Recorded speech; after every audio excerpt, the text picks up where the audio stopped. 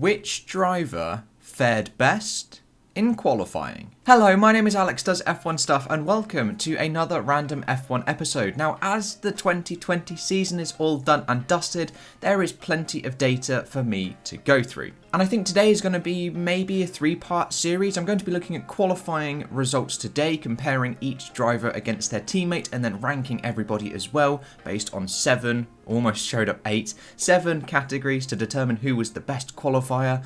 I will then do the same for race performances in a separate video, and then also the driver's progression throughout the weekend in their single lap pace in practice and qualifying. And then also, depending on how well these do, I might do something with the race laps. I'm not 100% sure, so if you have any ideas, please let me know down in the comments below. And as well, I'm trialing some new graphics and some new ways of presenting the data. There's just new backgrounds, new subtle changes. I've added a YouTube banner and things like that. Just small little incremental changes that I hope will improve the video aspect. But without further ado, we will jump on into today's video.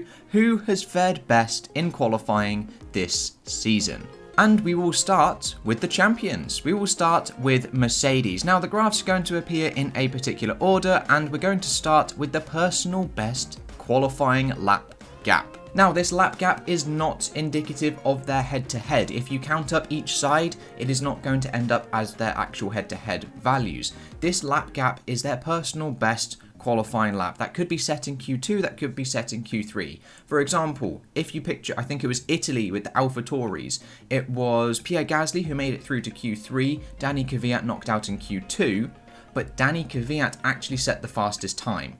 That is what this lap gap graph is showing. And then from this personal best qualifying lap gap graph, I can determine the average gap ahead, excluding both Styria and Turkey because they were both rain-affected qualifyings. And we end up with an average gap ahead for Lewis Hamilton of 2.5 tenths and an average gap ahead for Valtteri Bottas of just under 1/10 of a second. Then adding to this, I can map on their qualifying positions for each driver: Lewis Hamilton, the black with the turquoise dots, and Valtteri Bottas, the turquoise with the black dots. And you can see that they were very, very even throughout this year. Perhaps a little hiccup in round number 2 for Valtteri Bottas in Styria, and also round number 10 for Valtteri Bottas as well. And then from this we can work out their average positions as well. Both had an average position of 2, but Hamilton was just slightly better. I think he averaged at about 1.8 and Bottas averaged roughly at about 2.2. But as you can't get decimal point positions, I got to round them to the nearest whole number. They both averaged to 2, but Hamilton is a slightly better 2 than Valtteri Bottas. And then of course I can just fill in their normal head-to-head values throughout the year, and that was 11.5 to Lewis Hamilton. And so we will come back to all of this data at the end of the video, but we move on into the next team, and that is Red Bull. Now this is extremely Max Verstappen dominated. 17-0 in the head-to-head, almost 0.6 of a second ahead as well in the qualifying lap gap. The positions graph fairly consistent for Max Verstappen, a little uppy-downy at the start of the season, but Alex Albon was just incredibly inconsistent throughout this year. An average position of 3 for Verstappen and 7 for Albon. And then heading to completely the opposing opposite side of this, McLaren.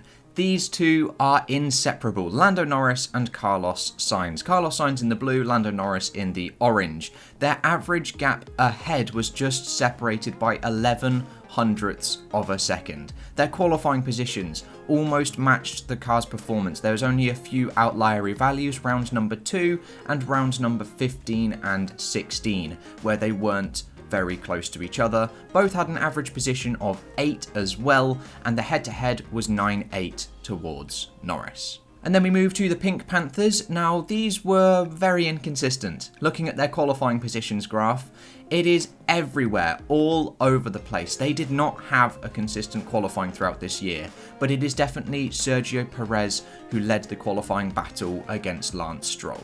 However, importantly to note, you can see the 2 races that have been excluded from the average, Styria and Turkey, were the largest advantages overall for Racing Point and also the largest advantages for Lance Stroll. So perhaps Lance Stroll could be a better sort of wet weather racer or wet weather qualifier over Sergio Perez, but that's up for your interpretation. And then we move on into Renault, team number 5. Now, I like Renault. Renault did exceptionally well this year. Not performance-wise, but this graph panel-wise here. It is definitely going towards Daniel Ricciardo, 15.2 in the head-to-head, 0.3 ahead to half a tenth ahead, and then average position is 8 and 10. But what I really liked about Renault was their qualifying positions graph. Excluding rounds number 2 and possibly rounds number 8 and 13, they are very equal.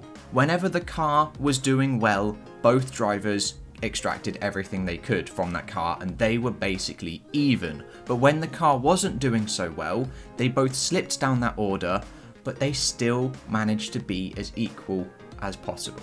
And then we get to team number 6, the Scuderia. And again, it is definitely going towards Charles Leclerc, 0.5 ahead for Charles and just half a tenth ahead for Sebastian Vettel, 13.4 in the head-to-head and 8 for Leclerc average position and P12 for Sebastian Vettel.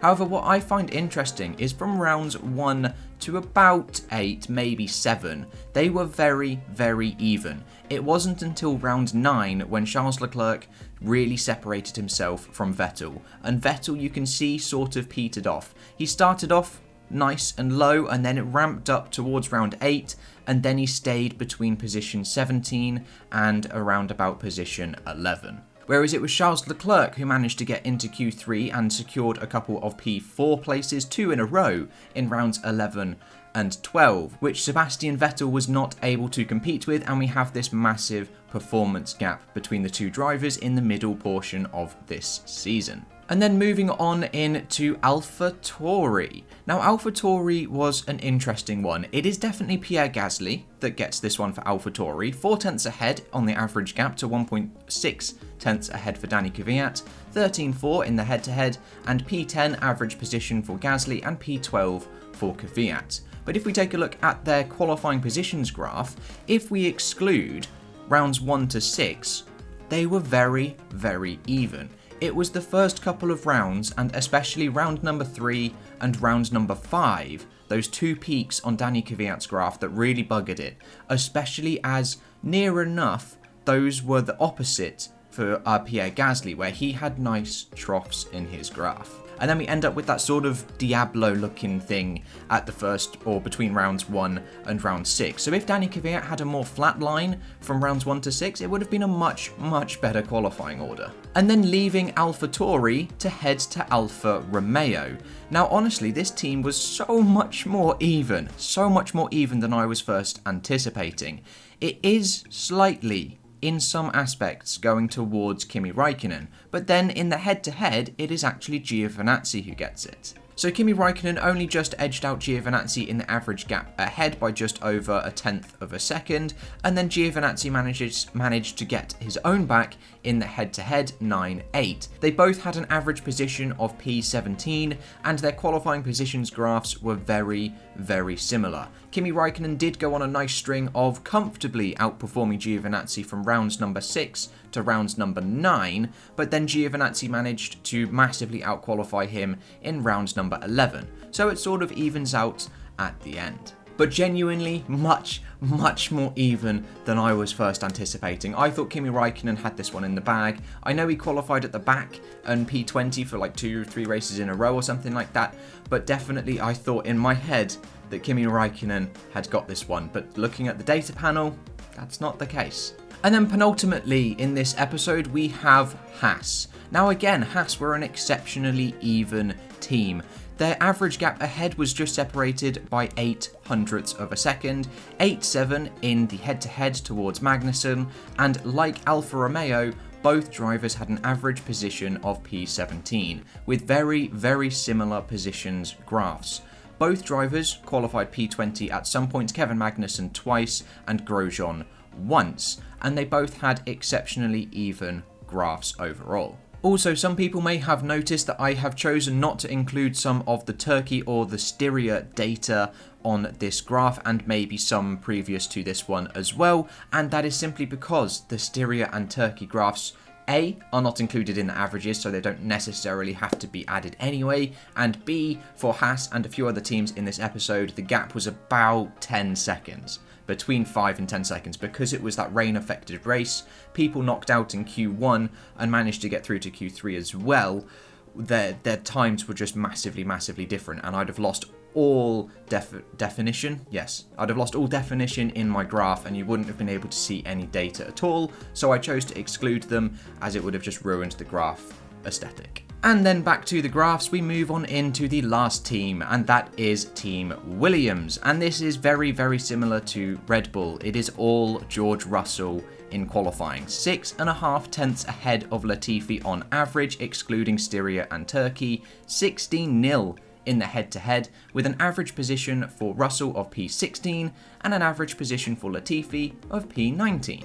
And so, with each team's panels all done and dusted, I have then given a rank to each driver on 7 different categories. And those 7 different categories look something like this. Category number 1 is the average gap to your teammate. Now, the numbers associated to each bar aren't particularly relevant. What is relevant is the order that the drivers appear in from left to right. So we have George Russell in front of Max Verstappen, then Kimi Räikkönen, Charles Leclerc, all the way down to Ocon, Vettel, Albon and Latifi. Those 2 drivers failed to even get ahead of their teammate in qualifying. And then we have category number 2, which is the head-to-head difference to your teammate. Now we have a nice looking sort of bow-ish shape, a nice diagonal trend going from left to right. So Verstappen was 17-0 over Albon, and Albon was therefore 17 positions behind in the head-to-head difference. And then we've got a couple teams that were just 1 or separated by 1, some 6, some 9, 1 13 and a 16 as well. But again, like I said, the numbers on these graphs are slightly irrelevant. What is relevant is the order going from left to right, whichever way I am moving my hands. And then category number 3 is their standard deviation of qualifying positions. Now this just measures their consistency throughout the year, and we can see that Hamilton and Verstappen were the most consistent, along with Latifi and the 2 Haas cars as well. And then the least consistent drivers were the 2 Racing Points, and also Charles Leclerc at the back. And then similar to the standard deviation of qualifying positions, we have category number 4, the range from your worst qualifying position to your best qualifying position. And again, we have Lewis Hamilton at the head of this pack with just 5 positions difference from his best qualifying position to his worst. Same with Magnussen and also Latifi, all the way down to the Racing Points again at the back with 14 positions between their best qualifying and their worst qualifying. That is ridiculous. They were massively inconsistent, and you can see it in their positions graph. It was a mess. It was a messy graph. And then just to save a little bit of time, I've not animated the next 3 graphs, but here they are. From the top left, we've got the positions ahead of your teammate's average position. So Verstappen was 4 ahead of Albon, and therefore Albon was 4 behind Verstappen. So Verstappen had an average position of 3, and Albon had an average position of 7. The difference, therefore, 4. And then rinse repeat for every driver and every team, and then we also get a string of zeros in the middle. Then the top right is the positions between your average position and your highest position. So for Kimi Räikkönen, his average position was P17, and then his highest qualifying position was a P8. And then the graph all the way at the bottom is the inverse of the graph in the top right. The positions between your average position and your lowest position. So Nicholas Latifi had an average position of P19 and his worst position was P20, a difference of 1. So taking each driver's ranks from all of those 7 categories, I've then averaged that rank out to give an overall ranking across the 7 to give a graph that looks something like this. Hello, future me here, just popping in after the edit. I've slightly changed the way that I am ranking these drivers. The 7 graphs that you've just seen are staying the same. It's the way I'm ranking the drivers of their order that has changed slightly, so the final graph looks a little bit different, but it's fine because you haven't seen that yet. So the way that I did do it before the change was, regardless of what their value was, if it was the same or not, each driver had a consecutive ranking 1 through 20. 1, 2, 3, 4, 5, 6, 7, 8, 9, 10, 11, 12, etc, etc, etc, even if people had the same value. So if we just had a look quickly at their positions between their average position and their highest position, you can see that there are 6 drivers with the value of 4, Leclerc through to Latifi. In my original ranking, each of those would have a descending order, so they wouldn't be the same rank. I have changed that. There are now joint rankings, as that is much, much fairer. It was something I came across when I was making the racing ones, and I thought, oh, that's a change that I should make, because that's actually quite fair. And it was a bit unfair, me giving Leclerc a higher ranking than Latifi, even though they had the same values. So yes, slightly changed, and with that we will hop on into the very final graph of today's episode, the best qualifiers of 2020. Max Verstappen is P1 from George Russell in P2, then it is Magnussen ahead of Hamilton ahead of Grosjean, the 2 Haas cars having amazing qualifyings, and then it's Giovinazzi, Ricciardo, Leclerc, Gasly, Raikkonen, Latifi, Bottas, Norris, Perez, all the way down that order. Then we've got Sainz, Ocon, Kvyat, Vettel, Albon and Stroll, who were the worst qualifiers of 2020. And there we go, there is the best qualifiers of 2020 all done and dusted, but like I have just explained, any number of small little changes I can make. I can add categories, I can remove categories, I can change the way I rank them. This order changes. It is very, very subjective, so please don't take it too seriously. But if you have disagreed with anything that I've said, please let me know down in the comments below. If you have agreed, also let me know. And as well, if you have any ideas of your own for statistical videos, please let me know. I've got my email down in the description as well if you just want to pop me a line if you don't want to leave it in the comments. My Twitter DMs are also open as well to anyone that feels free to message. And I think, like I said at the very start of this video, this is going to be a series of 4 with a 5th overall video deciding who is the best driver of 2020 in all categories. So this video looks at qualifying against your teammate. The next video coming out slightly later is very similar to this, but it instead looks at race performance. And then there's a third in production at the moment of the driver progression through practice through to qualifying. And then there's a 4th that I haven't yet started 100% yet, but it's looking at your race performance lap by lap. But thank you guys so much for watching, and I will catch you in the next episode with whatever and whenever I decide to make it. I'll see you guys then.